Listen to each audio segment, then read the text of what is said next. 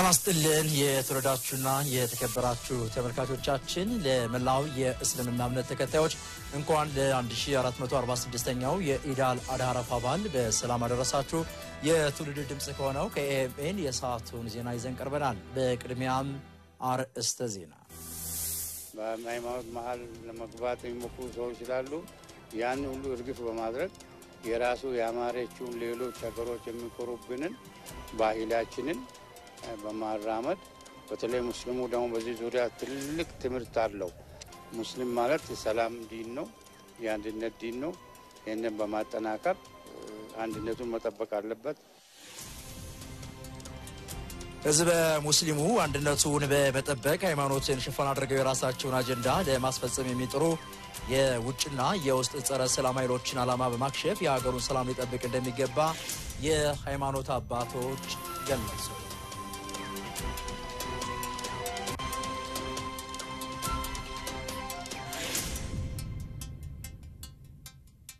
በሃይማኖት መሃል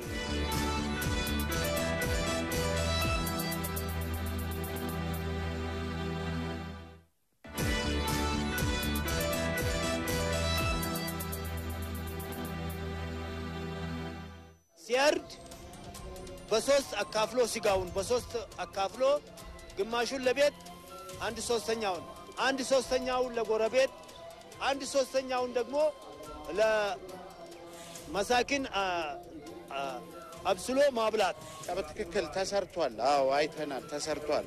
እየሄድንበት ነው፣ ያያየነው ነው። ምንድነው ይህንን ነገር ደግሞ ከጎኑ ካልቆምን ደግሞ ነገ ለሚመጣው ነገር ደግሞ ራሳችንን ነው የሚያስከፋን፣ ራሳችንን ተጠያቂ ያደርገናል። 1446ኛውን የኢድ አል-አድሃ አረፋ በዓል ስናከብር የተቸገሩትን በማገዝና በመተዛዘን ሊሆን ይገባል ሲሉ ኤኤምኤን ያነጋገራቸው የበዓሉ አክባሪዎች ተናገሩ።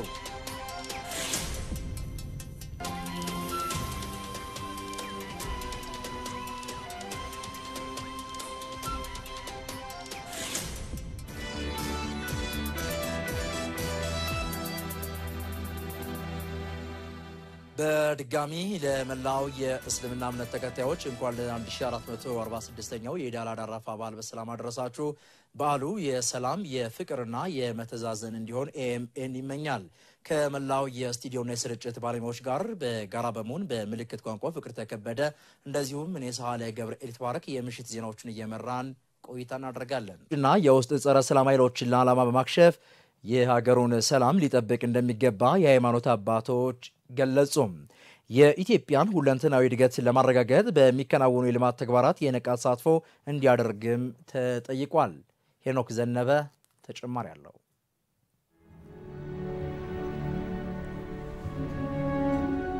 ለአምላክ መታዘዝን ምትክ የሌለው የአብራክን ክፋይ እስከ መሰዋት የተገለጠበት ነው ኢድ አል-አድሃ አረፋ በዓል። በህዝበ ሙስሊሙ ዘንድ ጠልቅ ትርጉም ያለውና በልዩ ድምቀት የሚታሰበው ኢድ አረፋ ከሁሉም በላይ አንድነትና ወንድማማችነት ጎልቶ የሚወጣበት ነው። ሙስሊሙ ማህበረሰብ የሚሰግዱት አንድ ቦታ ላይ ነው። አንድ ቦታ ላይ በጣም በጉጉትና በስሜት እርስ በርሳቸው በመተባበርና ተክቢራን እያሉ የሚሰግዱበት አጋጣሚ በመኖሩ ከሌሎቹ የሚለይበት ያደርገዋል። ኢድ አረፋ በሃይማኖቱ አስተምሮ መሰረት ታላቅ እሁድያ ወይም እርድ የሚከናወንበት በዓል ነው። እናም በእለቱ ሁሉም ያለውን የሚቋደስበት፣ ሀብታሙም እጅ አጠሩም ፈጣሪውን አመስግኖ እኩል ተደስቶ የሚውልበት የመረዳዳትና የመደጋገፍ እሴት ጎልቶ የሚወጣበት በዓል ነው። ሰው ለራሱ ከለበሰ ከበላ ከጠጣ በኋላ ሌሎች ደግሞ በዙሪያ ያሉ ጎረቤቶችንም ያቅም ውስንነት ያላቸውንም በማይረሳ መልኩ በአንዳንዴ ከነነፍሱ በመስጠት በጎችን አርደው እንዲከፋፈሉ በማድረግ ሌላ ጊዜ ደግሞ አርዶ በማከፋፈል ዒድም በዚህ ልክ የጋራ ደስታ እንዲሆን የተነጠለ ጌጥ እንዳይሆን የሚደረግበት ጥረትና እሴቱ እጅግ በጣም ደስ የሚል ነገር ነው ብለን እናምናለን። ይበርታ ይቀጥል ነው የምንለው። ከዚህ ስንመለስ ድሃዎችን መርዳት ነው። በጥሬ ገንዘብም ይሁን በምግብም ይሁን በእርድ ስጋ በማከፋፈልም ይሁን ኡድሂያ ደስታ የጋራ መሆን አለበት። እዚህ ጋር አንዱ እየሳቀ እዚህ ጋር አንዱ እያለቀሰ መኖር በጣም ትልቅ ጉድለት ነው በዲናችን። ባህላችንም ነው ደግሞ ኢትዮጵያ ሙስሊም ብቻ ሳይሆን ሌላውም ጥሩ ባህል አለው በዚህ ዙሪያ። ኢስላም ትርጓሜው ሰላም ነው። እናም የሰላም ሃይማኖት ተከታይ የሆነው ህዝበ ሙስሊም ሃይማኖትን ሽፋን አድርገው የራሳቸውን አጀንዳ ለማስፈጸም የሚጥሩ የጸረ ሰላም ኃይሎችን ዓላማ በአንድነት ቆሞ በማክሸፍ የሀገሩን ሰላም ሊጠብቅ ይገባል።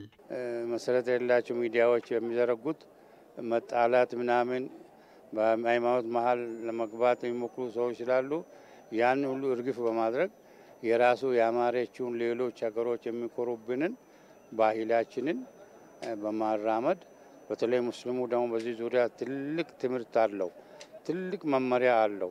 ሙስሊም ማለት የሰላም ዲን ነው፣ የአንድነት ዲን ነው። ይህንን በማጠናከር አንድነቱን መጠበቅ አለበት።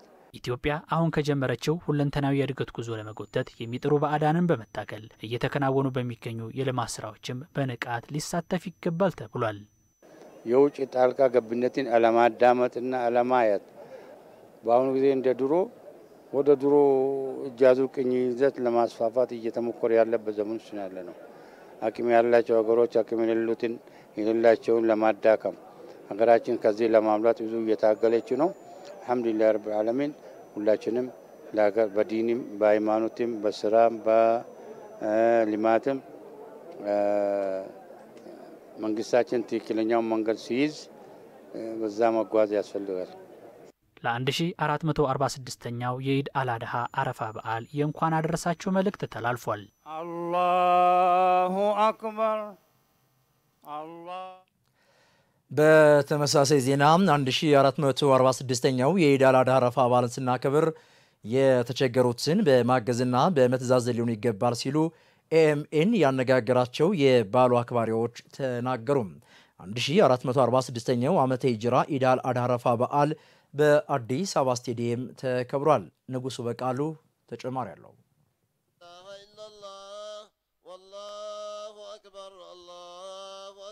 ኢድ አልአድሃ ወይንም አረፋ ህዝበ ሙስሊሞች ካሏቸው አበይት በዓላት መካከል አንዱ ሲሆን የመስዋዕትነት በዓል ተብሎ በስፋት ይከበራል። በቅዱስ ቁርአን እንደተገለጸው ኢብራሂም ልጁን ሊሰዋ ሲል ከሰማይ ድምፅ አስቆመውና በእርሱ ምትክ ታላቅ መስዋዕት አድርጎ በግ አቀረበለት ይላል። ከዚህ ባሻገር በዓሉ የመገናኘትና የመጠያየቅ ስለመሆኑ ይነገራል። በአዲስ አበባ በዓሉን ያከበሩ ምዕመናን በዓሉን ስናከብር የተቸገሩትን በመጠየቅና የሚያስፈልጋቸውን በማሟላት ሊሆን ይገባል ሲሉ ያሳስባሉ። በመጀመሪያ ደረጃ ሰው ለሰው መድኃኒት ነው። ሰው ብቻውን አይኖርም። ሰው ከቤተሰቡ ነው የሚኖረው። ከዛ ቀጥሎ ከጎረቤቱ ነው የሚኖረው። ጎረቤቱ ሳይደሰት እሱ ብቻውን መደሰት ተገቢ አይደለም እና ሲያርድ በሶስት አካፍሎ ስጋውን በሶስት አካፍሎ ግማሹን ለቤት አንድ ሶስተኛውን ለጎረቤት አንድ ሶስተኛውን ደግሞ ለመሳኪን አብስሎ ማብላት ነው። ህብረተሰቡ ጋር ከሙስሊም ህብረተሰብ ጋር ኢዱን በአብጋቡ ሰግዶ ከዛ በኋላ ኡድያ የሚታረዳለ ያንን አርዶ ለራሱም ለቤተሰቡም ከዛ በኋላ ደግሞ ምንም ለሌላቸው የተሰውን ፓርት መስጠት አለበት። ይሄንን የማዕድ የማጋራት ማለት ነው። ከዚህ ባሻገር በበዓሉ መጉላላት እንዳይፈጠር የትብብር እሴቶችን አጉልቶ በማንጸባረቅ መተግበር እንደሚገባ ያሳሰቡት የእምነቱ ተከታዮች በዓሉ ለአካባቢና ለሀገር ሰላም የምንጸልይበት ነው ብለዋል። ለሀገር ስለ ፍቅር፣ ስለ ዲን፣ ስለ ሃይማኖት ዋና አድርገው ከዛ በኋላ ስለ ሀገር፣ ስለ አካባቢ፣ ስለ ማንኛውም ስለ ነባት የሚመከራከርበትና አብሮ የሚገናኝበት ጊዜ ነው። ይሄም ራሱ ዛሬ እንኳን ከሩቅ መጥቶ እዚህ ጋር አንድ ላይ በሚሰባሰብበት ሰዓት ወቀው አትወቀው ማን ይሁን ምንም ይሁን ሰላም አለይኩም እንዴት ነህ ሰላም ነው እንዴት ነህ እንዴት ታሳለፍክ ትለዋለህ። ይሄ የሚያሳየው ምንድነው? ለራስ ብቻ ሳይሆን ለሀገር ለፍቅር ምክንያት የሚሆንበት ምክንያት የሚደረግበት ነው። ሀገር ሰላም እንድትሆንና የተጀመሩ ልማቶች እንዲቀጥሉ እንዲሁም የውይይትና የመነጋገር ባህል እንዲቀጥል መንግስትን ማገዝና የተጀመረውን የሀገራዊ ምክክር ከዳር እንዲደርስ ሁላችንም ልንተባበር ይገባል ነው ያሉት። የተጀመረው የሀገራዊ ምክክር ጉዞ ላይ ሐቂቃ በጣም ብዙ ኃላፊነት ያለብን ይመስለኛል። ብዙ ጉዳይና በምክክር መስመር መያዝ አለባቸው። ወደ ተገቢው ቦታ ሊገቡ ይገባሉ ብለን የምናስባቸው አጀንዳዎቻችንን መልእክታችንን ልናደርስና በዚህ ላይ በጋራ ደግሞ ከምክክር በኋላ በሰላም የምንኖርባት ሀገር እንድትሆን ድርሻችንን ልንወጣ ይገባል። አላህ የተሻለውን ነገር እንዲሰጠን እንፈልጋለን። መንግስታችንን ማገዝ መቻል አለብን። ለሚሰራው ስራ ላይ ከጎኑ መቆም አለብን። ማለት መንቀፍ ሳይሆን በቃ በትክክል ተሰርቷል። አዎ አይተናል፣ ተሰርቷል፣ እየሄድንበት ነው፣ ያያየነው ነው። ምንድነው ይህንን ነገር ደግሞ ከጎኑ ካልቆምን ደግሞ ነገ ለሚመጣው ነገር ደግሞ ራሳችንን ነው የሚያስከፋን፣ ራሳችንን ተጠያቂ ያደርገናል። ያ እንዳይሆን ደግሞ ሁላችንም ጥንቃቄ ልናደርግ ይገባል። 1446ኛው ዓመተ ሂጅራ ኢድ አልአድሃ አረፋ በዓል በአዲስ አበባ ስታዲየም ሃይማኖታዊ ሴቱን በጠበቀ መልኩ በደማቁ ተከብሮ ውሏል። አላሁ አክበር። በተመሳሳይ 1446ኛው የኢድ አልአድሃ አረፋ በዓል በተለያዩ የክልል ከተሞች ተከብሮ ውሏል። ህዝበ ሙስሊሙ ይህንኑ የኢድ አልአድሃ አረፋ በዓል በሃይማኖቱ አስተምሮችና ስነ ስርዓቶች በመደጋገፍም አክብሮ ውሏል። ትባረክ ኢሳያስ ተጨማሪ አላት። የኢድ አልአድሃ አረፋ በዓልን ህዝበ ሙስሊሙ ሲያከብር አብሮነትን በማጠናከርና የተቸገሩ ወገኖችን በመደገፍ ሊሆን እንደሚገባ የአማራ ክልል እስልምና ጉዳዮች ከፍተኛ ምክር ቤት ፕሬዝዳንት ሼህ ጆሃር መሐመድ አሳስበዋል። በባህር ዳር ከተማ 1446ኛው የኢድ አልአድሃ አረፋ በዓል በድምቀት ተከብሮ ውሏል። በበዓሉ አከባበር ስነ ስርዓት ወቅት የክልሉ እስልምና ጉዳዮች ከፍተኛ ምክር ቤት ፕሬዝዳንት ሼህ ጆሃር መሐመድ ባስተላለፉት የእንኳን አደረሳችሁ መልእክት ላይ እንዳመላከቱት ህዝበ ሙስሊሙ በዓሉን ሲያከብር ሰላምን በመጠበቅ አብሮነትንና አንድነቱን በማጠናከር ሊሆን ይገባል ብለዋል። አክለውም ህዝበ ሙስሊሙ የተቸገሩ ወገኖችን ጧሪና ደጋፊ የሌላቸው የህብረተሰብ ክፍሎችን በመደገፍና ካለን ለሌላው በማካፈል በዓሉን ተደስተው እንዲያሳልፉ ማድረግ አለብን ብለዋል። ይህን ዒዳችንን ስንውል ምስኪኖችን ደካማዎችን በያሉበት ቦታ ልንፈቅዳቸው ያስፈልጋል። ወንድምነታችንን ማጥናት አንድነታችንን ማጥናት አንድነት ሲባል መተጋገዝ ዋጅብ ግዴታ ነው። አዩሃ الإخوة የኢድ አልአድሃ አረፋ በዓልን ያለን ለሌላቸውና ለተቸገሩ ወገኖች በማካፈል ልናከብር ይገባል ያሉት ደግሞ የሆሳና ከተማ ነዋሪዎች ናቸው። በሆሳና ከተማም 1446ኛው የኢድ አልአድሃ አረፋ በዓል በደማቅ ሁኔታ ተከብሮ ውሏል። ተቸገሩትን በመርዳት አብሮ በመብላት ነው የምናሳልፈው። በዓል ሲከበር አንዱን እምነት ብቻ አይወክልም፣ ሁሉም ህብረተሰብ ነው የሚሳተፈው ከሁሉም ነገር ማለት ነው እና ይሄ በዓል እኛም ብቻ አይደለም ከጎረቤቶቻችን ጋር ክርስቲያን ጎረቤቶቻችን አሉ ዘመዶቻችን አሉ ከነሱ ጋር በአብሮነት የምናከብረው ማለት ነው። ፈጣሪው የውስጣችንን ምኞትና እንትኑን አይቶ ሁሉን ነገር ያዘጋጃል፣ ይፈትነናል እና የውስጥ ቅንነትና የእምነቱ ውስጣዊ ሙሌትን ነው የሚያሳየው። ስለዚህ በዚህ መሰረት እኛም በአሁኑ ወቅት በዓሉን ስናከብር ለሌላቸው ለምሳሌ 1/3 ሁሉ ጊዜ ይሰጣል ላልባሉት ለሌላቸው። ይሄ ምንድነው አንዱ ግዴታ ለምስኪኖች ማብላት ሰደቃ ማብላት ግዴታው ነው። ብቻው መብላት አይፈቀድለትም። ይሄ ደግሞ የበለጠ ማህበረሰቡን ያስተሳስራል ማለት ነው። የመተዛዘንና የመተሳሰብ በዓል ነው ማለት ነው። ማከብረው እንግዲህ አልহামዱሊላህ ከቤተሰቦች ጋር ከጓደኞች ጋር በመሆን ይሄንን በማድረግ ነው። ኡዱህያ በማከፋፈል ለምስኪኖች በማድረስ እንዲሁም ደግሞ የታመሙ ካሉ እነሱንም በመዘየር በማጽናናት ነው የምናሳልፈው። ይሄንን በዓል ያለው ለሌለው ያካፈለ በሰላም ዙሪያ እስላም ከፍተኛውን ድርሻ ይዞ ነው የሚሰብከውና ለዚህም ጠንክሮ የመስራት ስራ ነው እየሰራ ያለው።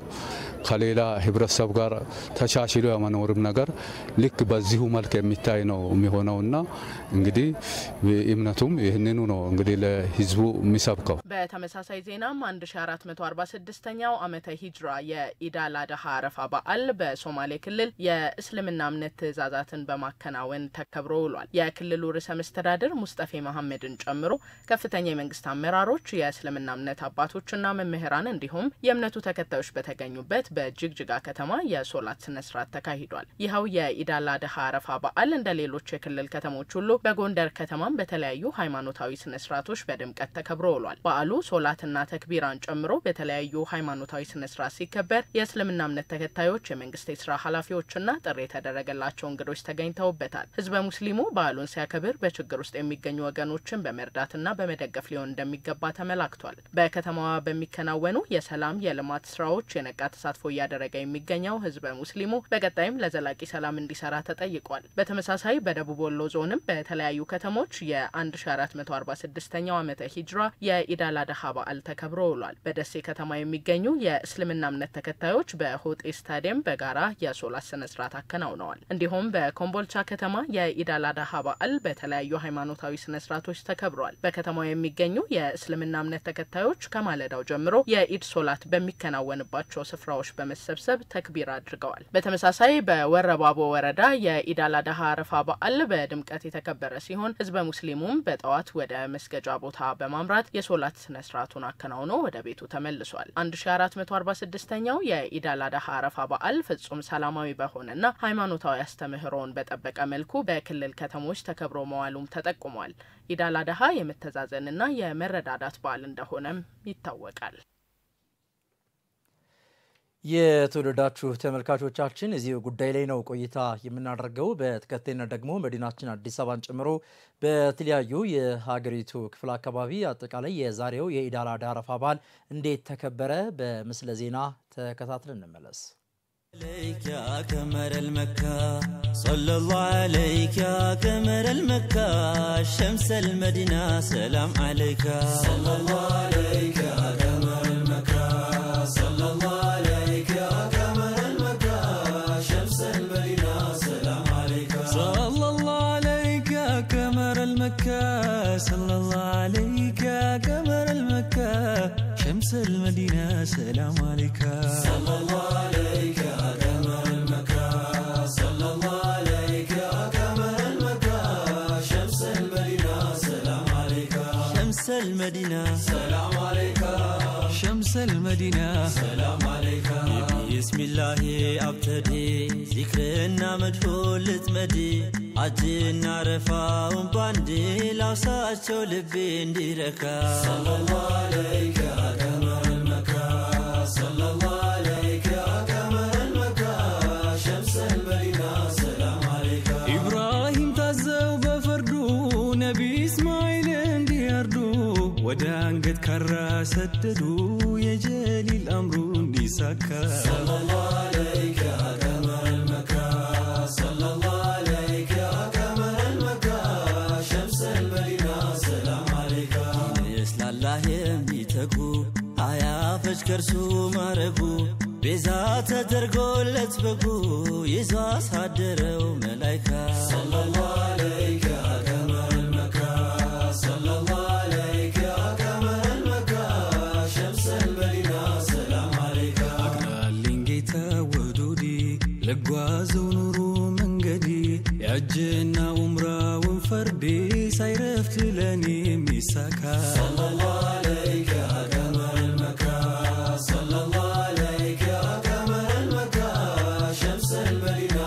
سلام عليك عرف ودك ما يويدي بانت تشمر الكندي لا الله تزاز مردي مسكين دهاوندي فكا صلى الله عليك يا قمر المكة صلى الله عليك يا قمر المكة شمس المدينة سلام عليك በድጋሚ ለመላው የእስልምና እምነት ተከታዮች እንኳን ለ1446ኛው የኢድ አል አድሃ አረፋ በዓል በሰላም አደረሳችሁ። ከዚህ በኋላ ደግሞ በዓላቱን ያከበሩ የእስልምና እምነት ተከታዮች በመዲናችን አዲስ አበባ በተገነቡ የመዝናኛ አማራጮች ላይ እንዴት ተጠቀሙባቸው ወደሚሉት መረጃዎች እናልፋለን። አዲስ አበባ ዓለም አቀፍ ኩነቶችን በብቃት የሚያስተናግዱ ለኢትዮጵያውያንም ታሪክን በመማር ውስጥ ተዝናኖትን የሚፈጥሩ ልማቶችን እውን አድርጋለች። ዛሬ ላይ የአድዋ ድል መታሰቢያ የአረፋ በዓልን በሚያከብሩ ኢትዮጵያውያንም ደምቆ ውሏል። ሪፖርተራችን ተመስገን ይመር እንደሚከተለው ያስቃኘናል። አዲስ አበባ ከነበረችበት አመታቶችን የተሻገረ መጎሳቆል ከተጫጫናት እርጅና ታሪክ ለመውጣት ረጅም ጊዜን ጠብቃለች። በራስ አቅምና ሀሳብ መዲናዋ ባለፉት አመታት ከዓለም አቀፍ ከተሞች ተርታ ለማሰለፍ የሚያስችሉ በርካታ ስራዎችን እውን ለማድረግም ታትራለች።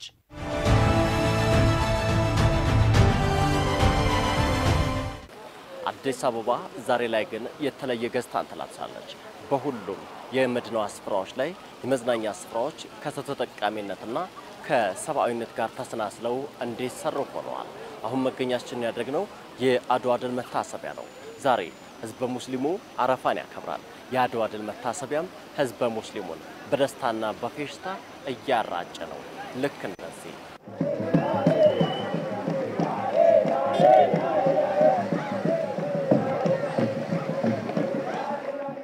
አዲስ ሚዲያ ኔትወርክ ያነጋገራቸው በዚህ ስፍራ ላይ ያገኘናቸው ነዋሪዎችም በተለይ አዲስ አበባ ትናንትና ረስታ ዛሬ አዳዲስ ገጾችን ስላ ለነዋሪዎች የመዝናናትን እንደዚህም ደግሞ ምቹ የመኖሪያ አካባቢ የመሆን እድልን እውን አድርጋለች።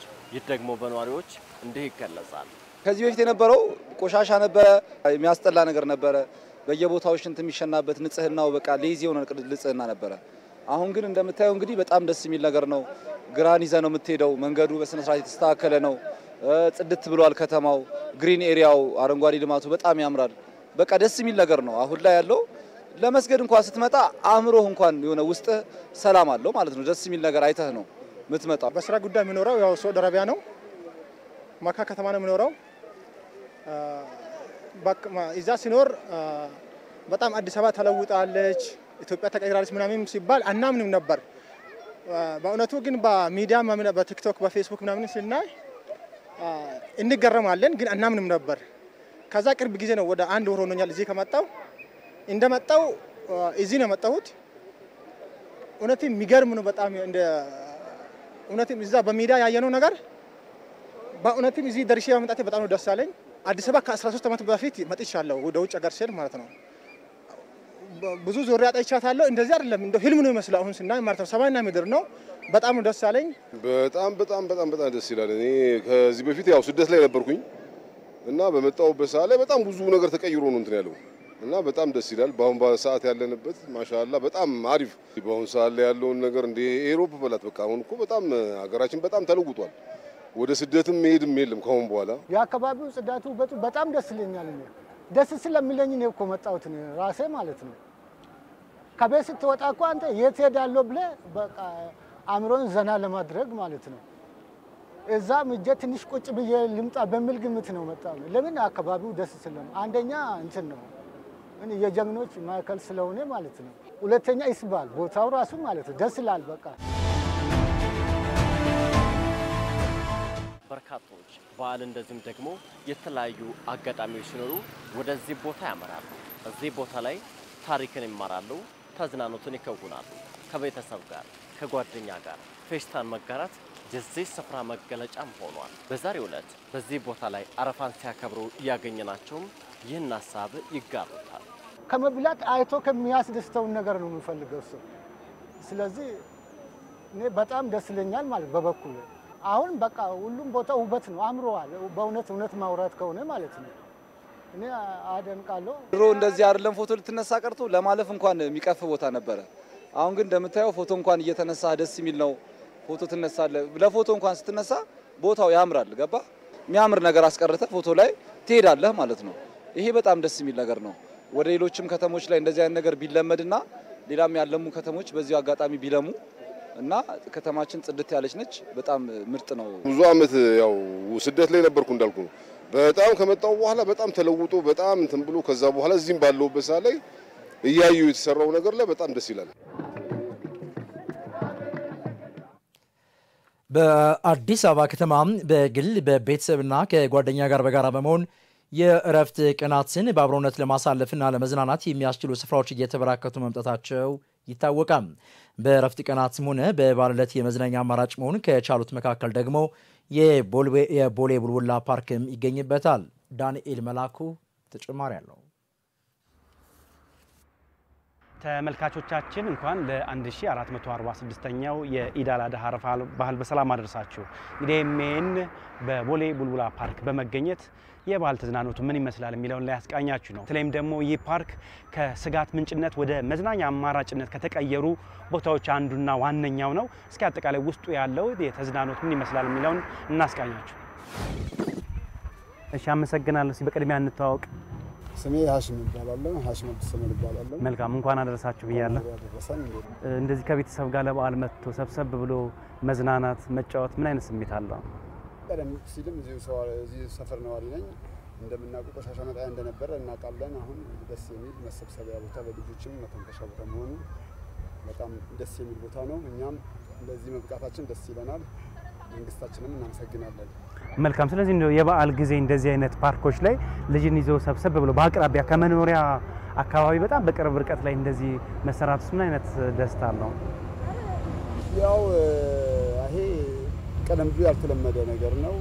አልነበረም በአካባቢያችን እንደዚህ አይነት ነገር ብዙ ነገር አልነበረም። አሁን የምናያቸው ነገሮች እኛም ልጆች ሆነን ይሄ ቦታ መጥተን ለመዋል ያስገድደናል። ደስ ይላል። ያላወቁትን ማሳወቅ ከኛ ይጠበቃል። ከእናንተ ብቻ አይደለም። ስሜቱ ብዙ ነው። መጀመሪያ ላቆም ነበር ቦታው ሲጀመር፣ ግን አንደኛ ትልቀቱ፣ ስፋቱ፣ ምኑ ስታየው አሰራሩ እዛ ጎጆ ቤት አለ የሆነ ነገር ያስታውሳል ስታየው እና ደስ ይላል። በነፃ ነው በዛ ላይ ስለ አንዳንድ ቤት ዝም ብለህ ስትቀመጥ አሁን እንደ ሴት አንዳንዴ ወጣ ብለህ እንደዚህ ስታይ ምናምን አሪፍ ነው። እኔ ተመችቶኛል። በበዓል ቀን ከቤተሰብ ጋር መጥቶ ለመዝናናት በዚህ ለመጫወት ጥሩ አየር ለማግኘት ምን አይነት እድል ይዞላችሁ መጥቷል? በጣም ደስ የሚል ነው። አንደኛ በኢንተርናሽናል ስታንዳርድ የተሰራ ፓርክ ነው። ከዚህ እኔም እዚሁ ካቢኔ እኮ እየፈጨ ነኝ። ስለዚህ በየጊዜው በዚህ ነው የምመላለሰው። የራይድ ሾፌር ነኝ እና አውቃታለሁ። በዚህ መሄድ እንኳን ያስፈራ ነበር። አሁን ግን ሌሊትም ቢሆን ቀኑም ቁጭ ብለህ ጥሩ አየር ለመውሰድ ቤተሰቦችን ለመዝናናት በብዙ ብር የማይገኝን እድል ነው አሁን የተፈጠረውና በቃ ሌላ ሀገር ሄደህ ለመዝናናት ከማሰብ ይልቅ አሁን እዚሁ ራሱ እንደ ሌላ ሀገር ነው ደስ ብሎ የምትዝናናውና በጣም ደስ ብሎናል። ተመልካቾቻችን በቦሌ ቡልቡላ ፓርክ ቅኝታችን እንደቀጠለ ነው። አሁን ደግሞ ሰብሰብ ብለው እንደ ቤተሰብ የረፍት ቀናቸውን እያሳለፉ ከሚገኙ ቤተሰቦች ጋር የተወሰነ ቆይታ እናደርጋለን። ዛሬ ያው ትምህርት ዝግ ስለሆነ እስቲ ላዝናናቸው ብዬ መጣሁ። ሳየው በጣም ልዩ ነው የሆነብኝ። እውነት ለመናገር በጣም ደስ ይላል። አንጦጦ መሄድ አያስፈልገንም። በቃ በቅርባችን እንደዚህ አይነት መዝናኛ ማግኘታችን በጣም ደስተኞች ነን። በእውነት ለልጆች የሚሆን መጫወቻ ማግኝተሻል? ለአንቺ የሚሆን መጫወቻ መዝናኛ አግኝተሻል? አዎ በጣም ደስ ይላል። መልካም። ስለዚህ እንደው ለትምህርት ቤት ላሉ ጓደኞችሽ፣ ሰፈርም ላሉ ጓደኞችሽ በተመሳሳይ መጥተው እዚህ እንዲዝናኑ ምን ታያቸዋለሽ? ኑና ተዝናኑ። በጣም ደስ የሚል ፓርክ ነው እና እዚህ መታችሁ ስትዝናኑ በጣም ብዙ መጫወቻዎች ታገኛላችሁ። እንደው የአንተ የትምህርት ቤት ጓደኞች፣ የሰፈር ጓደኞችህም እዚህ ተመሳሳይ አይነት ጨዋታ መጥተው እንዲጫወቱ እንዲዝናኑ ምን ትላቸዋለህ? መጥታችሁ ከተጫወታችሁ ደስተኛ ሆናችሁ ትመለሳላችሁ ይላሉ። በጣም ደስ ይላል። አሁን ለልጆቻችን አሪፍ መዝናኛ ስላገኘን በአካባቢያችን በአቅራቢያችን ስለሆነ በጣም ደስ ይላል። አሪፍ አሁን ልጆቻችንን ይሄ ባይኖር ወይ ቤት ነው ወይ የሆነ ነገር ነው። እዚህ ስላለ ግን ልጆቻችንን ማዝናንተን ራሳችንም ተዝናንተን እንገባለን ወደ ቤታችን። ጎበዝ። በቃ መልካም ባል። እሺ እሺ።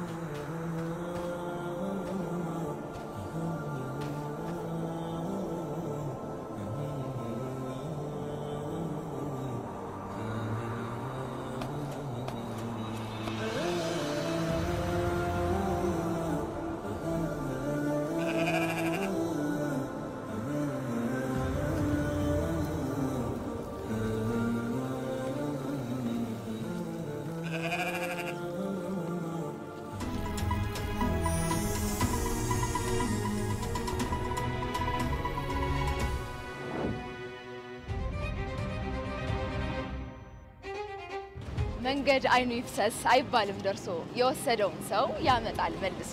ወዲህ ደግሞ የአዲስ አበባ መንገዶች ወግ ሲነሳ ለአረማመድ ምቹ ለአይን ማራኪ ሆኗል። የፋይናንስ ጥልቅ ትንታኔዎች በስፋት ወደ እናንተ እናደርሳለን።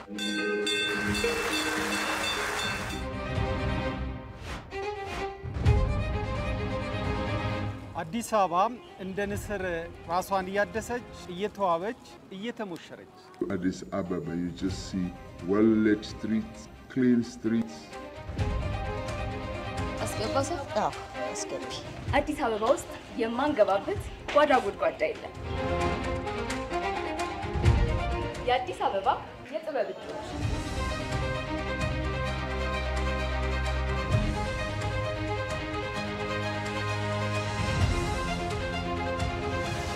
በሳልና ሳቢ መረጃዎች እንዲሁም በፍቅር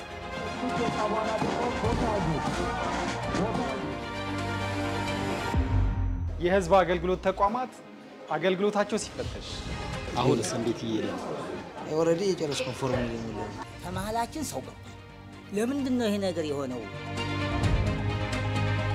የኮሪደር ልማቱ ለአዲስ አበባ ይዞት የመጣው አዳዲስ ልምምዶች፣ በምሽት እንዲህ መዝናናት።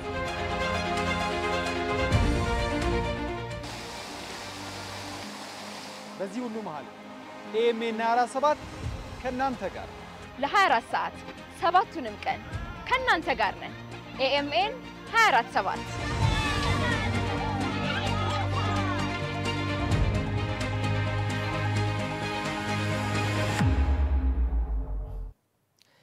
ኤኤምኤን የትውልድ ድምጽ ከኛ ጋር ስለሆናችሁ እጅግ አድርገን እናመሰግናለን። ከመሸጋገሪያ መልእክቱ ተመልሰናል። ዜናዎቻችን ወደ እናንተ በቀጥታ እየደረሱ ይገኛሉ። በመዲናዋ የመዝናኛ አማራጮች እየተበራከቱ መጥተዋል።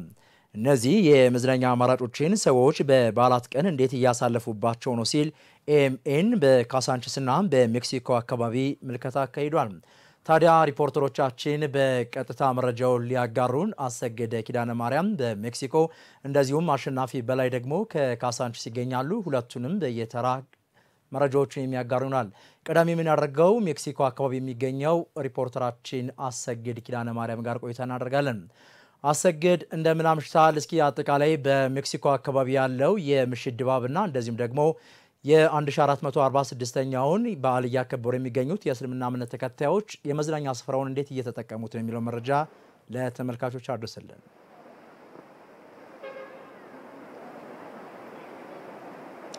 አመሰግናለሁ ሳህለ ገብርኤል። እንዴት አምሽታል? ተመልካቾችም እንዴት አምሽታችኋል? ለመላው እስልምና እምነት ተከታዮች ሁሉ ደግሞ እንኳን ለ1446ኛው የኢድ አል አድሃ አረፋ በዓል በሰላም አደረሳችሁ ማለት እወዳለሁ። እንግዲህ ሜክሲኮ አካባቢ ይገኛለሁ። እዚህ ሜክሲኮ አካባቢ ያለው የበዓል ድባብ እንግዲህ ከጀርባዬ እንደምትመለከቱት ሞቅ ደመቅ ያለ ነው። እንግዲህ በበዓላት በርካታ ሰዎች ከቤተሰቦቻቸው ጋር በመሆን በቤት ውስጥ የተለያዩ ባህላዊና ሃይማኖታዊ ስነ ስርዓቶችን በማድረግ በዓልን በቤት ውስጥ ተሰባስበው ያሳልፋሉ። ከዛ ባለፈ ደግሞ ከወዳጆቻቸው ጋር በመሆንም እንግዲህ ከቤት ውስጥ ከሚደረገው ስነ ስርዓት ባሻገር ወደ ህዝባዊ መዝናኛዎች በመሄድም እንግዲህ በዓላትን ያከብራሉ። ከዛ ባለፈም ደግሞ በማክበርም እንግዲህ ሚሞሪዎችን ያስቀራሉ ማለት ነው። እንግዲህ ዛሬም የኢድ አል አድሃ አረፋን በዓል ምክንያት ማድረግ እኛም እዚህ ሜክሲኮ አካባቢ ቀደም ብለን ተገኝተን ነበር። በርከት ያሉ ሰዎችም እንግዲህ እዚህ አካባቢ እየተዝናኑ አግኝተናቸዋል ማለት ነው። እንግዲህ የዛሬው የከተማችን የአየር ንብረት ሁኔታም እንግዲህ አንዴ ፀሐይ አንዴ ደግሞ ዝናባማ ነበር። በዛ ምክንያት እንግዲህ ይህ አካባቢ ከቀን ጀምሮ ተገኝተን ሁኔታውን አይተን ነበር። ዝናብም ሆኖ በርከት ያሉ ሰዎች ወደዚህ አካባቢ መጥተው የተዝናኑ ተመልክተናል ማለት ነው። እንግዲህ በበዓላት ሰሞን በተለይ ወደ መናፈሻ ስፍራዎች በመሄድ ከወዳጅ ዘመድ ጋር ጊዜን ማሳለፍ የተለመደ ነው ማለት ነው። እንግዲህ ዛሬም የበዓሉ ምክንያት ማድረግ በርካታ ሰዎች እዚህ አካባቢ መጥተው በዓሉን እያሳለፉ ይገኛል ማለት ነው። እንግዲህ በከተማችን አዲስ አበባ ባለፈው አንድ ዓመትና ከዛ ለሚበልጥ ጊዜ ከተከናወኑ ተግባራት መካከል አንደኛው የኮሪደር ልማት ነው። በኮሪደር ልማቱም እንግዲህ በርከት ያሉ ህዝባዊ ስፍራዎች በከተማችን ተሰርተዋል። እነዚህ ህዝባዊ ስፍራዎች ደግሞ በርካታ የከተማ ነዋሪዎች የረፍት ጊዜና እንዲሁም እንዲህ አይነት በዓላትን እንዲያሳልፍ ምቹ ሁኔታን ፈጥሯል ማለት ነው። እንግዲህ የኮሪደር ልማት ዋነኛ ዓላማውም እንግዲህ ከተማዋን ውብ ከማድረግ ባለፈ እንዲህ አይነት ህዝባዊ ስፍራዎችን በማስፋት ሰዎች እንዲህ አይነት ሃይማኖታዊ በዓላዊና እንዲሁም ደግሞ የማህበራዊ ጉዳዮችን በጋራ እንዲያሳልፉ ምቹ ማድረግ ነው። እንግዲህ እነዚህ ህዝባዊ ስፍራዎችም ይህንኑ ያሳኩ ስራዎች ናቸው ማለት ነው። በዚህ ስፍራም እንግዲህ በርከት ያሉ ሰዎች ከቀን ጀምሮ ተገኝተን ስንመለከት እንግዲህ ከልጆቻቸው ጋር ከወዳጆቻቸው ጋር እንዲሁም ከጓደኞቻቸው ጋር በመሆን ፎቶ በመነሳት ትውስታዎችን በማስቀረት ጭምር የተለያዩ ነገሮች በማድረግ በዓሉን እያከበሩ ይገኛል። እዚህ አካባቢ እንግዲህ ለመዝናኛ የሚሆኑ ደግሞ ፎቶ ለመነሳት የሚያገለግሉ በርከት ያሉ መሰረተ ልማቶችም የተገነቡለት ስፍራ ነው። ፋውንቴንን ጨምሮ አረንጓዴ ስፍራ በርካታ ነገሮች የተገነቡበት ስፍራ ነው ማለት ነው። እንግዲህ ሰዎች የኢድ አል አድሃ አረፋ በዓልን እዚህ ሜክሲኮ አካባቢ እንዲህ ባለ መልኩ ደመቅ ባለ መልኩ እያከበሩ ይገኛል ማለት ነው። ከዛ ባለፈም እንግዲህ እዚህ ሜክሲኮ አካባቢ ሌሎች የተገነቡ ህዝባዊ ስፍራዎችም አሉ። እነሱንም መመልከት ችለን ነበር። በዛ አካባቢ እንግዲህ በርከት ያሉ ሰዎች በዓሉን እያከበሩ ይገኛል ማለት ነው። እንግዲህ በዓል ሲሆን ደግሞ ረፍት እንደመሆኑ መጠን ከሃይማኖት ተከታዮች በተጨማሪ ደግሞ ሌሎች የከተማ ነዋሪዎችም በዚህ የመዝናኛ ስፍራዎች ላይ በመምጣት እያከበሩ እንደሆነ መመልከት ችለናል ማለት ነው። እንግዲህ በከተማችን አዲስ አበባ በተገነቡት እንዲህ አይነት ህዝባዊ ስፍራዎች ላይ ቀን የመቶ የሚዝናኑ ሰዎች ቁጥር እየጨመረ መጥቷል። ከከተማው ነዋሪ በተጨማሪ ደግሞ ከከተማው አቅራቢያና እንዲሁም ከክፍለ ሀገር ጭምር እየመጡ እንዲህ አይነት የመዝናኛ ስፍራዎች ላይ ሰዎች ጊዜ ማሳለፍን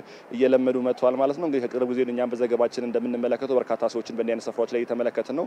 ዛሬም እንግዲህ የኢድ አል አድሃ አረፋን በዓል ምክንያት በማድረግም በሜክሲኮ አካባቢ ተገኝተን ምልከታ ባደረግንበት ወቅትም ይህንኑ መታዘብ ችለናል ማለት ነው። በርከት ያሉ ሰዎችም እዚህ አካባቢ በዓሉን ምክንያት በማድረግ ከቤተሰቦቻቸው ጋር ከወዳጆቻቸው ጋር ጊዜን እያሳለፉ ይገኛል ማለት ነው። ሳህለ ገብርኤል መልካም ሪፖርተራችን አሰግደ ኪዳነ ማርያም ከሜክሲኮ አካባቢ አጠቃላይ የምሽቱን ድባብ ስላስቀኘን እናመሰግናለን። የተወደዳችሁ ተመልካቾቻችን ሌላኛው ሪፖርተራችን አሸናፊ በላይ ደግሞ በካሳንቺስ አካባቢ ይገኛል። ከሱ ጋር የተወሰነ ቆይታ እናደርጋለን። አሸናፊ እንደምን አምሽታል? እስኪ አንተ በምትገኝባት አዲሷ ካሳንቺስ አጠቃላይ የምሽቱ ድባብን ይመስላል? የእስልምና እምነት ተከታዮችስ 1446ኛውን በዓል አስመልክተው እንዴት እየተዝናኑበት ነው የሚለውን መረጃ ለተመልካቾች አድርሱልን። አመሰግናለሁ ሳለ እንደምን አምሽታል? ለመላው የእስልምና እምነት ተከታዮች እንኳን ለ1446ኛው የኢድ አልአድሃ የአረፋ በዓል በሰላም አደረሳችሁ ለማለት እወዳለሁ። ይህ በዓል እንግዲህ በአዲሲቷ ካሳንቺስ በሰላም እየተከበረ ነው የሚገኘው። ካሳንቺስ እንግዲህ እንደሚታወቀው የተለያዩ የመዝናኛ አማራጮችን ይዛ ብቅ ብላለች። በተለይ ባለፉት ዓመታት በተሰሩ የኮሪደር ልማቶች አዳዲስ ገጽታን ከተላበሱ አካባቢዎች መካከል አንዷ ይህቺ ካሳንቺስ ናት። ካሳንቺስ እንግዲህ የተለያዩ የመዝናኛ አማራጮችን ይዛ ነው የምናገኛት። በተለይ ዓለም አቀፍ ስታንዳርድን የጠበቁ ትልልቅ ሆቴሎችን በእቅፏ ከመያዝ አልፎ ሰዎች በራሳቸው የመዝናኛ አማራጮችን ተከትለው ወይም እንዳቅማቸው የሚዝናኑባቸው ስፍራዎችን ይዘው ይገኛሉ። ሌላኛው ደግሞ አሁን የምገኝበት ከጀርባዬ የምትመለከቱት ሰዎች በነፃ ነዋሪዎች የከተማዋ ነዋሪዎች በነፃ የሚዝናኑበት አካባቢ አንዱ ትልቁ የመዝናኛ አማራጭ ነው። እናም እንግዲህ በዛሬው ዕለት እየተከበረ የሚገኘው ከጠዋት ማለዳ ጀምሮ በተለያዩ ሃይማኖታዊና እንደዚሁም ደግሞ ሰዎች በቤታቸው በሚሰሯቸው የተለያዩ ክዋኔዎች የሚያከብሩትን የኢድ አልአድሃ በዓልን እንግዲህ ድምቀቱን ከጨመሩ አካባቢዎች መካከል አንዷ ደግሞ ይህቺ ካሳንቺስ ናት። በካሳንቺስ እንግዲህ የተለያዩ የበዓሉ ተሳታፊዎች እንግዲህ እየመጡ በዓሉን እያከበሩበት የሚገኝበት ሁኔታ እንዳለ ለመታዘብ ችለናል። በዛሬው ዕለት እንግዲህ ቅኝት ለማድረግ የሞከርነው ከሴቶች አደባባይ እስከ ባምቢስ የሚወስደው መንገድ ድረስ ነበር። በዚህ አካባቢዎች ውስጥ እንግዲህ ከሁለትና ከሶስት የበለጡ የመዝናኛ አማራጮች ተካተውበታል። በእነዚህ አካባቢው እንግዲህ ህዝበ ሙስሊሙን ጨምሮ የተለያዩ የከተማዋ ነዋሪዎች በፈቀዱት መንገድ እንግዲህ በዓሉን እያከበሩበት ወይም ደግሞ ጊዜያቸውን እያሳለፉበት የሚገኝበት ሁኔታ እንዳለ ለመታዘብ ችለናል። ለዚህም እንደ አማራጭነት እንግዲህ ህፃናቶች እንደዚህ በጋራ የሚያሳልፉበት አለፍ ሲል ደግሞ በእግር ኳስ በተለያዩ ራሳቸውን ዘና የሚያደርጉበት ካፌዎችን በመጠቀም የሚያሳልፉ ሰዎችም እንደዚሁ ይህንን አገልግሎት በመዝናኛ አማራጮች እየተጠቀሙበት ያለበት ሁኔታ እንዳለ ነው የተመለከትነው።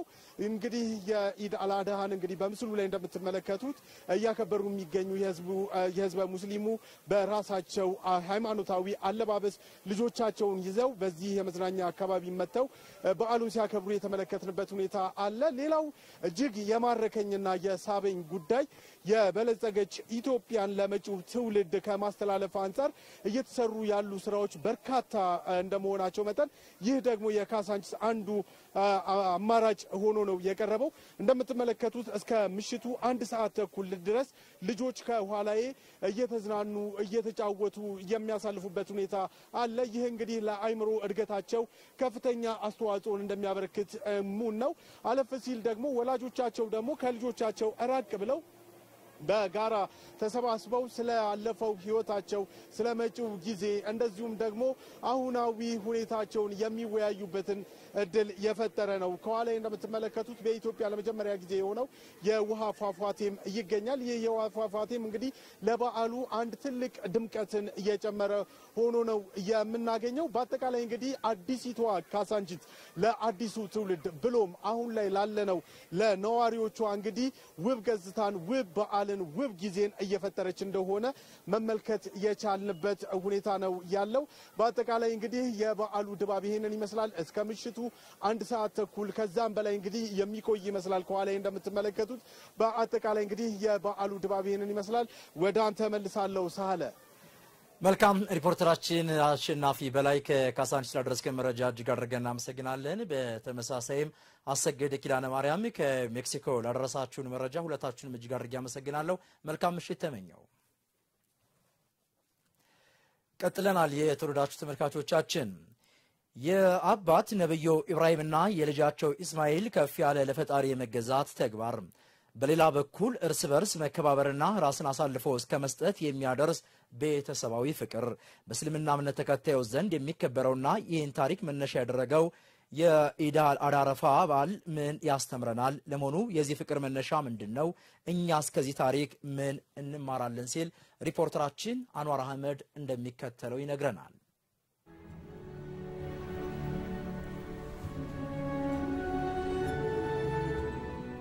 በእስልምና እምነት ፈጣሪን መፍራትና ታላላቆችን ማክበር እንዲሁም ትህትናና ፍቅርን ለማስተማር የነብዩ ኢብራሂምና የልጃቸውን የኢስማኤልን ታሪክ ማወቅ ብቻ በቂ ነው የሚሉት የእምነቱ አባቶች በተለይ ለዓመታት ልጅ ስጠኝ ብለው ፈጣሪያቸውን አላህን ሲለምኑ የኖሩት ነብዩ ኢስማኤል በእድሜ ማምሻቸው የሰጣቸው ልጅ እንደገና ደስታቸውን አጣጥመው ሳይጨርሱ በሌላ የተአማኒነት ፈተና ይህንኑ ልጃቸውን መስዋዕት እንዲያደርጉ መታዘዝ ትእዛዝንም ተቀብሎ በደስታ መፈጸም አለፍ ሲልም የልጅ በደስታ ትእዛዙን እንዲፈጸም መወሰን እጅግ ከባድ ነው። እስማኤል በስተርጅና የተገኘ ልጅ ነው። በወጣትነት አላገኙም ነብዩላህ ኢብራሂም። የመጀመሪያ በስተርጅና ያገኙ ልጃቸውን ይረዳሏቸው። ከዛም እሳቸው ደጋግሞ መልእክቱ ከመጣላቸው በኋላ እሺ ያሉና ልጅየውን አማከሩ። ያው የግድ ነው ልጅየው አባት የታዘዝከውን ስራ ልጅየውን አሁን ሐጅ ቦታ ላይ የእርድ ከብቶች የሚታርዱበት ቦታ ላይ ነው። እዛ ወሰዱና እዛ ለማረስ ሲሞክሩ ቢላዋው ቅጠል ሆነ። እንኳን ሊቆርጥ ሊያደማም አልቻለም። እዛ አንስቶ ሲወረውሩ ድንጋይ ፈነከተ። ቢላው ጸባውን አለቀቀም። ልጁ ላይ ብቻ ነው። ፍቃደኛ መሆናቸውን ካየ በኋላ ፈለማ አስለማ ወተለው ለልጀቢል ወናደይና ወያ ኢብራሂም ከሰደቅተ ሩእያ ሁለቱም እጅ መስጠታቸውን ስናረጋግጥ ሙኩት አለ። ጅብሪል አምጥቶ ኢብራሂም ቢላውና ልጅዮ ማከል አገባ። ሙኩቱ ታርዶ ልጅዮ ከስር ወጣ። የፈጣሪያቸውን ትእዛዝን ማክበርን ምን ያክል እንደሆነ ለማለት ይሄንን ታዘዋል። ሲታዘዙ ልጅን ማረድ እንዴት ነው የሚታየው? በጣም ከባድ ነው። እሺ ብለው ሊያርዷቸው እንትን ባረጓቸው ላይ አላህ Subhanahu Wa Ta'ala መላእክታን ልጆ የሱ ቦታ ትልቅ እንትን ሞክት አምጥቶ ሙክቱ እንዲታረግ አድርጓል። ይህ ለሰው ልጆች ፈጣሪን መፍራትን ለቤተሰብ መታዘዝን እንዲሁም እዝነትን ለማስተማር የተደረገ ድርጊት መሆኑን የሚያነሱት የእምነቱ አባቶች እኛም ከዚህ ብዙ ትምህርት ልንወስድ ይገባል ይላሉ። ልጅዮም ራሱ በዛ 12 ዓመት አካባቢ ነው ለእርድ ሲቀር ወላ አላንገራገረም። ውስጣቸው የተሞላው የዚሁ አላህ ፍራትና ኖርማል ሰው በቃ ቀጥተኛ ሰው መሆን ነው የሚታየው። እዚህ መሰረት አባትን ልጅና አባት መስማማት እዚህ ዱንያ ላይም ለእድገት ያበቃል። ማንኛውም ሰው አባት ረገመውና እናት ረገመችው አድጎ ለቁም ነገር የደረሰ አልተመዘገበም። ብዙ መሻይኾች ብዙ የኪታብ ድርሰት የፈጸሙት በአባቶቻቸው እና በእናቶቻቸው ምርቃት ነው። ሁላችንም ለአላህ ታዛዥ መሆናችን የአላህ ፍጡር መሆናችን የአላህ እንግዲህ ትእዛዝ ከሁሉም በላይ መሆኑን ይሄ አስተምሮ ያሳየናል። ሁለተኛው ልጅ ለአባት ምንም ይሁን ምን ታዛዥ መሆን እንዳለበት ሰው ለበላዩ አካል ታዛዥ መሆን አባወራ በቤት ለአባወራ ታዛዥ መሆን ቤተሰብ ሀገር ለመንግስት ለእንትኑ ታዛዥ መሆን ይሰጠናል ማለት ነው። በዚህ ታሪክ መነሻነት በየዓመቱም የሚከበረው የኢደል አድሃ አረፋ በዓልም ስናከብር ቤተሰብን ከማሰብ ጀምሮ በችግር ውስጥ ያሉትን በማሰብ በማገዝና ደስተኛ ሆነው እንዲውሉ በማድረግ ሊሆን ይገባል የሚሉት አባቶች በተለይ የአባትና የልጅ ታሪክን ስናስብ መተሳሰብን፣ መከባበርን ተግባራዊ በማድረግ ሊሆን ይገባልን ባይ ናቸው። አላህ ምን ይላል? ወዕቡዱላህ ወላ ቱሽሪኩ ቢሂ ሸይአን ወቢልዋሊደይኒ ኢሕሳና አላህን ተገዙ ብዙምን አታሻርኩ። ቀጥሎ አባት እናታችሁን ተንከባከቡ። አባት እናታችሁን ያዙ ማለት ተንከባከቡ ማለት ተራ ኺድማ አይደለም።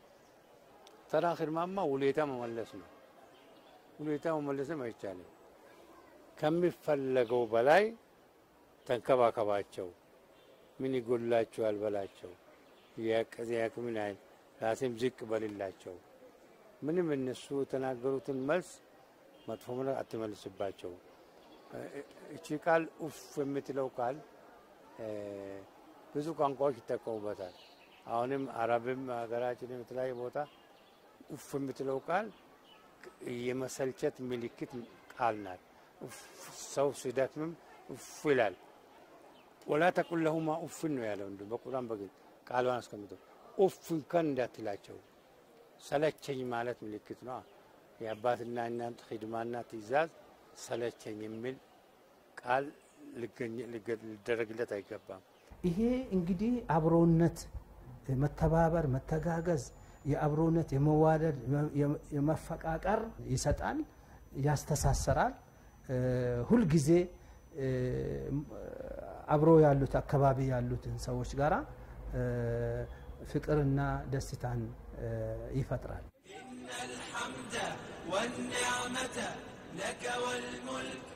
ዕለተ አርብ የምሽት ዜናዎቻችን በቀጥታ ወደ እናንተ እየደረሱ ይገኛሉ። አሁን ደግሞ ከ1446ኛው የኢዳል አድሃ አረፋ በዓል ዜናዎች ወጣ ወዳሉት ወደ ሌሎች የኮሪደር ልማት መረጃዎች እናልፋለን። ከአንበሳ ጋራዥ በጃክሮስ ጎሮ የሚደርሰው የኮሪደር ልማት ምቹ መሰረተ ልማቶችና የመዝናኛ ስፍራዎችን አካቶ በመገንባቱ የአካባቢውን ገጽታ መቀየሩን ነዋሪዎች ተናገሩ። የኮሪደር ልማቱ ከመጀመሪያው ዙር የኮሪደር ልማት ጋር ተሰናስኖ በመስራቱ የመሰረተ ልማት ችግሮችንም የቀረፈ ሆኗል ተብሏል። ፈቃዱ መለሰ ተጨማሪ አለው።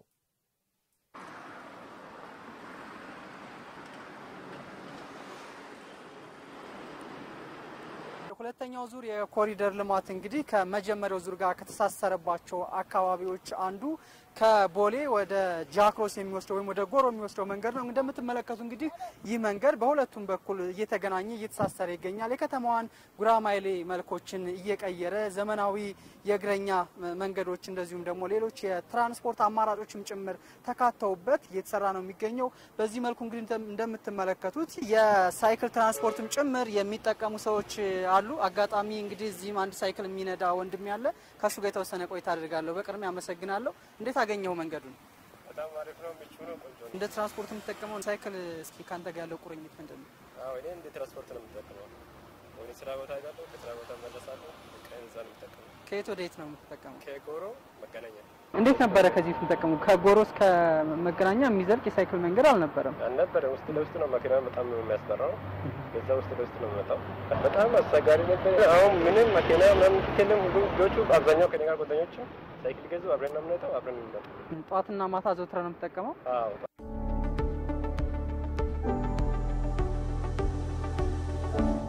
የ3.1 ኪሎ ሜትር ርዝማኔ ያለው የአንበሳ ጋራዥ በጃክሮስ ጎሮ የሚደርሰው የሁለተኛው ዙር የኮሪደር ልማት እንግዲህ የተለያዩ መሰረተ ልማቶችን አካቷል። ካካታቸው መሰረተ ልማቶች መካከል ደግሞ የተለያዩ የመዝናኛ አማራጮች ሰዎች አረፍ ብለው የሚዝናኑባቸው ልማቱን የሚያደንቁባቸው እንደዚሁም ደግሞ ላይን ማረፊያ የሆኑ የአረንጓዴ ልማት ስራዎች አሉ። ከነዚህ ውስጥ እንግዲህ አንዱ ከፊት ለፊትም እንደምትመለከቱት በርከት ያሉ ሰዎች በተዘጋጁት ወንበሮች አረፍ ብለው ጊዜያቸውን ለተመስጦ እንደዚሁም ለመዝናናት ይጠቀማሉ። ከነሱ ጋር ደግሞ እስኪ የተወሰነ ቆይታ ላድርግ። ሰላም፣ እንዴት ናችሁ? እስከዚህ በፊት የአካባቢ ምን አይነት ገጽታ ነበረው? አሁን ደግሞ በኮሪደር ልማቱ ምን መልክ አላበሰው? እንዴት አገኘኸው? በርካታ ለውጦች አሉት ማለት ነው። ከዚህ በፊት እግረኛ ላይ እንኳን ያው ኦሬዲ አንዳንዴ ሰውና ሰው ራሱ እየተጋፋ የሚሄድበት ጭምር ነበረ። ደግሞ የሳይክል መንገድም ጭማሪ መኖሩ ደግሞ እንዲሁም ደግሞ እግረኛ መንገዱን መስፋቱ ያው በነፃነት ነው ሰው እየሄደ ያለው። የተሰራው ስራ በጣም አሁን በእኛ እድሜ ያላየነው ነገር ነው። እንደዚህ ለውጦችን እያየነው ያለነው ነገር ማለት ነው። ስሜ መሳይ አድማሱ ይባላል። የመጣሁት ከድሬዳዋ ነው። መልካም። እስኪ አዲስ አበባ ከዚህ በፊት መጥተሽ ታውቂያለሽ? አዎ አውቃለሁ። ተደጋጋሚ እመጣለሁ። አሁን ግን ባየሁት ነገር በጣም ተደስቻለሁ። በጣም ያምራል አካባቢው። ሁሉ ነገሩ ጽድት ብሎ ቆንጆ ነው። ደስ ብሎኛል። ከዚህ በፊት አዲስ አበባ እንዴት ነበር የምታውቂያት? ብዙም አይደለችም። ትንሽ እንዲያያምርም ነበር። አሁን ግን የበለጠ አምሮቱ መቀመጫው፣ መንገዱ፣ የሳይክሉ መለያየቱ በጣም አሪፍ ነው።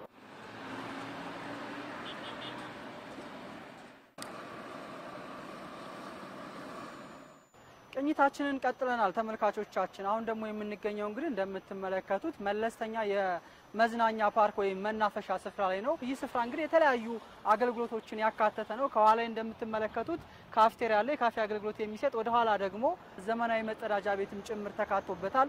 ምቹ የሆነ የመቀመጫ ወንበሮችም ጭምር ተዘጋጅተውለት በዚህ መልኩ እንግዲህ የልማት ስራው ተጠናቆ እንደምታዩት የማጽዳት የማሳመር ስራ እየተሰራ ነው የሚገኘው።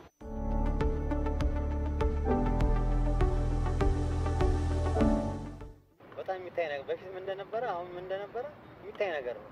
በፊት አንድ መኪና እንኳን ተደርቦ ለማለፍ በጣም አስቸጋሪ ጊዜ ነበር። አሁን ግን እንደምናየው ሁሉ ነገር መብራቱ አሁን ማታ በተለይ ከ2 ሰዓት ከ3 ሰዓት በኋላ ሰው የማይወጣበት ሰፈር ነበር።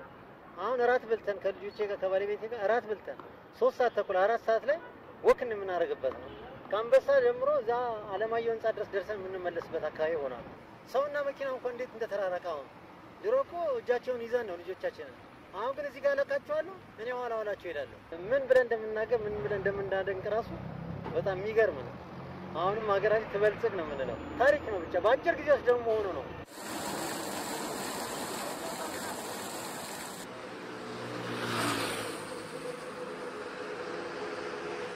መነሻችንን አንበሳ ጋራዥ አድርገን የጀመርነው ቅኝት እንግዲህ ጎሮ አድርሶናል። ጎሮ አካባቢ ደግሞ የተለያዩ የመዝናኛ አማራጭ ጭምር እንደምትመለከቱት ተካተዋል። አካባቢው እጅግ አምሮ እጅግ ተውቦ ነው ያገኘነው። ተቋማት፣ ህንጻዎች አምረው ተውበው እየተመለከትን ነበረ። በዚህ መልኩ ደግሞ የመዝናኛ አማራጮችን በዝተው ሰፍተው ነው ያየነው። እንግዲህ በተለይ እንደዚህ አይነት ፋውንቴኖች እዚህ አካባቢ ከዚህ ቀደም ያልነበሩ ናቸው። አሁን ሰዎች እንደዚህ ሰብሰብ ብለው ቁጭ ብለው የሚዝናኑበትን እድል ፈጥሯል። ለማመን በሚያስፈልግ በሚል መልኩ አረፍ ብሎ መጽሐፍ የሚያነብበት አንዳንድ ነገር የሚዝናናበት ሁኔታዎች የተፈጠሩ በጣም ምቹ ሁኔታ ተፈጥሯል ማለት ይቻላል። ይህ አካባቢ ከዚህ በፊት ምን መልክ ነበረ? ስፔሻሊ ይህ አካባቢ አሁን የላባጁ ምናምን ቦታ ነው የነበረው። አንዳንድ ቆርቆሮ ቤቶች ምናምን የነበሩበት ይቺ ኤሪያ ራሱ የተሰራችበት። አሁን ግን እንደዚህ ውብ ሆኖ ስታየው ለማንም የሚያስደስት ነው።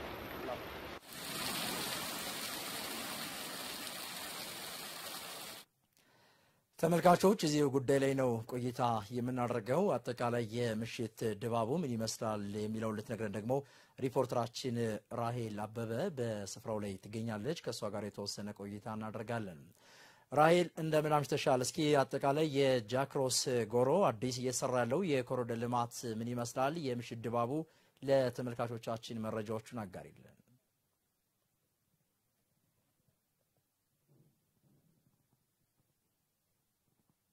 ተመልካቾቻችን እንግዲህ ቀደም ሲልም እንደተነሳው በመዲናችን አዲስ አበባ በርካታ የልማት ስራዎች እየተከናወኑ ይገኛሉ። እነዚህ ቀን ከሌት የሚሰሩ የልማት ስራዎች ደግሞ የከተማዋን ገጽታ ከመቀየር ውብና ማራኪ ከማድረግና እንዲሁም ተወዳዳሪ ከተማን ከመገንባትም ባሻገር በተለይ ለነዋሪዎች ለዜጎች ምቹና ዘመናዊ እንዲሁም ዘመኑን የሚዋጁ መሰረተ ልማቶችንም እየለገሰ ነው የሚገኘው።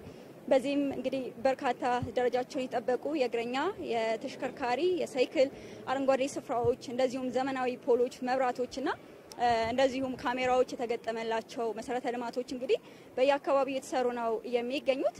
እነዚህ የሚሰሩ መሰረተ ልማቶች በተለይ ከመብራቶች ጋር እንደዚሁም ከመንገዶች ጋርም ተያይዞ ከዚህ በፊት ለመንቀሳቀስ በምሽት የማይደፈሩ ቦታዎች ጭምር ዛሬ ላይ ሰዎች በነጻነት የሚንቀሳቀሱባቸውና ከመንቀሳቀሻነትን ባሻገር እንግዲህ የመዝናኛ ስፍራም እየሆኑ መጥተዋል። ከዚህ ጋር ተያይዞ እኛም ከአመሻሽ ጀምረን እስከ ምሽት በተለይ በሁለተኛው ምዕራፍ የኮሪደር ልማት ስራ ከተሰሩ ስራዎች መካከል ከዚህ ከአንበሳ ጋራዥ ጃክሮስ እስከ ጎሮ ያለውን የሁለተኛው ምዕራፍ የኮሪደር ልማት ስራ እንግዲህ ቅኝት ስናደርግ ነበረ። ይህ የኮሪደር ልማት ስራ ሰፋ ያለ ስፍራን የሸፈነ ከ18 ሄክታር በላይ ስፋት ያለው ወደ 4 ሜትር ገደማ የሚሆን ደግሞ እንደዚሁ ቁመት ያለውና ደረጃቸውን የጠበቁ የእግረኛ መንገዶች ያሉት የሳይክል የተሽከርካሪ እንደዚሁም ደግሞ አረንጓዴ ስፍራዎች የህዝብ መጸዳጃ ቦታዎችን ፕላዛዎችንና የህፃናት መጫወቻዎችን ጭምር እንግዲህ ደረጃቸውን ጠብቀው የተሰራለት ስፍራ ነው። ከዚህ ጋር ተያይዞ በተለይ ከዚህ ከአንበሳ ገራጅ ጀምሮ እስከ ጃክሮስ እስከ ጎሮ ባለው ስፍራ ላይ ከዚያ በፊት የነበረው ገጽታ ምን ይመስል ነበረ፣ ልማቶች ውስጥ በምን መልክ የሚገለጹ ናቸው የሚለውንም እንደው ከዚሁ ጋር ተያይዘን ጠጋ ብለን በዚሁ አካባቢ ያሉ ሰዎችንም ስንጠይቅ ነበረ። እንግዲህ ከዚህ ከአንበሳ ገራጅ ጃክሮስ አድርጎ እስከ ጎሮ ያለው መንገድ ከዚህ በፊት በተለይ የተሽከርካሪው መንገድ ጠባብ የሆነ ደረጃውን የጠበቀ የእግረኛ መንገድ የሌለው እንደዚሁም የሳይክል ስፍራና የመዝናኛ ስፍራዎች የሌሉትና አብዛኛው በሚባል ደረጃ እንግዲህ ሰውና መኪና እየተጋፋ የሚሄድበት መንገዱ በጣም የተጨናነቀ የትራፊክ ፍሰቱንም እንደዚሁ የሚያባብስ ከመሆኑ ጋር ተያይዞ እንግዲህ አንዳንዴ ከመጨናነቁም ሰውና መኪና እየተጋፋ ከመሄድን ባሻገር ለአደጋ ተጋላጭነትም ሰፊ የነበረ ስፍራ እንደሆነ አንስተውልናል። ከዛም ባሻገር ከመዝናኛ አማራጮች ጋርም ተያይዞ እንግዲህ በዚህ አካባቢ ምንም አይነት የመዝናኛ አማራጭ የሌለበት ለነዋሪዎችም ምቹ ያልነበር እንደሆነ በማንሳት በተለይ በዚህ በሁለተኛው ምዕራፍ የተሰራው የኮሪደር ልማት ስራ እንግዲህ እነዚህን የመሰረተ ልማት ጥያቄዎች የመለሰ ለነዋሪዎች ምቹ እንደዚሁም ዘመኑን የሚዋጅ መሰረተ ልማትንም የለገሰ ስለመሆኑም ሲያነሱልን ነበረ። በተለይ ይህ ከአንበሳ ገራጅ ጃክሮስ አድርጎ እስከ ጎሮ ባለው መንገድ እንግዲህ ወደ 4 ሜትር ገደማ የሚሆን የሳይክል ማሽከርከሪያ ደረጃውን የጠበቀ የተሰራለት እንደዚሁም ደረጃውን የጠበቀ የእግረኞች መዝናኛ ስፍራዎችንም የያዘ ነው። እንደዚሁ ከዚህ ጋር ተያይዞ በተለይ ዛሬ ደግሞ በዓል ነው እንደሚታወቀው በዚህ አካባቢ ያሉ ሰዎች ለመዝናናት ሲፈልጉ በጣም ረጅም ርቀት ተጉዘው የሚዝናኑበት የነበረውን ሁነት የቀየረም እንደሆነም አንስተውልናል። ከበዓላት ጋር ተያይዞ በተለይ በዓላት በመጡ ቁጥር ከምግብ ከመጠጡን ባሻገር ሰዎች ከቤተሰብ ከጓደኛ ከዘመድ ጋር ወጣ ብለው መዝናናት ይፈልጋሉ። ከዚህ ጋር ተያይዞ በዚህ አካባቢ የነበረው ሁነት ለመዝናናት ቀርቶ ለመንቀሳቀስ የማይጋብዝ የነበረና አሁን ላይ ግን በተሰራው መሰረተ ልማት እንግዲህ ሰዎች በነጻነት የሚንቀሳቀሱበት መንገዶች ለመንቀሳቀሻነት ብቻም ሳይሆን ተዝናኖትን የሚፈጥሩና ረጅም ርቀትን ሰዎች እየተንቀሳቀሱ ወክ እያደረጉም የሚሄዱበትን እድል የፈጠረ ስለመሆኑ አንስተውልናል። ከዛም ባሻገር ከዚህ ከአንበሳ ገራጅ ጃክሮስ አድርጎ እስከ ጎሮ ባለው መንገድ ላይ በተለይ መንገዱ የተሽከርካሪ መንገድ ጠባብ ከመሆኑ ባሻገር መንገድ ዳር ላይ ብዙ መኪኖች ፓርኪንግ ይቆሙም ስለነበረ እንግዲህ የትራፊክ ፍሰቱን ከሌላው ጊዜ በተለየ በጣም የተጨናነቀ ያደርገው እንደነበረም አንስተውልናል።